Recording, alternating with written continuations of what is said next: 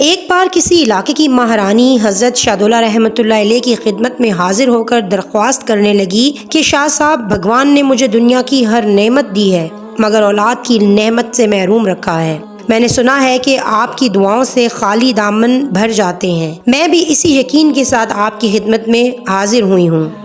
حضرت شاہدولہ رحمۃ اللہ علیہ نے مہارانی کی التجا سن کر فرمایا کہ حق تعالیٰ اپنے بے مثال کرم کے صدقے تمہیں اولاد تو بخش دے گا، مگر شرط یہ ہے کہ تمہیں اپنی پہلی اولاد ہماری خانقاہ کے لیے وقف کرنا ہوگی۔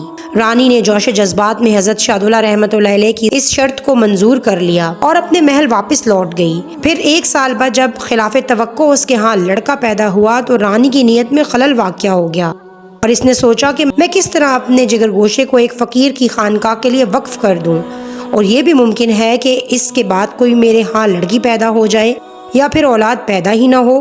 جب مہارانی اس خبر کو راز میں رکھنے کی ساری تیاریاں مکمل کر چکی تو دوسرے دن حضرت شاہدولہ رحمۃ اللہ علیہ رانی کے خواب میں تشریف لائے اور فرمایا کہ رانی، یہ تو وعدہ خلافی ہے اور مردان حق سے وعدہ خلافی کرنے والا کبھی بامراد نہیں ہوتا۔ تم جس لڑکے کو ہم سے چھپا رہی ہو وہ تمہارے کسی کام کا نہیں ہے۔ ایسا مقبوط العقل لڑکا ہماری خانقاہ کے لیے ہی مناسب ہے۔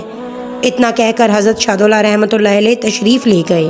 خوف سے مہارانی کی آنکھ کھل گئی۔ پھر جب اس نے دن کے اجالے میں اپنے اس نوزائیدہ لڑکے کو دیکھا تو وہ شدید حیرت زدہ ہوئی کہ اس لڑکے کا سر غیر معمولی طور پر چھوٹا تھا۔ پھر مہارانی نے قرب و جوار کے تمام حکیموں اور طبیبوں کو طلب کر کے نومولود لڑکے کا معائنہ کروایا، لیکن سب طبیبوں اور ماہرینوں نے یک زبان ہو کر ایک ہی فیصلہ سنایا کہ یہ ایک مجہول بچہ ہے۔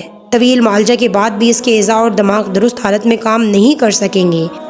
آخر مہارانی شرمسار ہوئی اور اس مجہول بچے کو خانقاہ میں چھوڑ کر خالی دامن واپس چلی گئی۔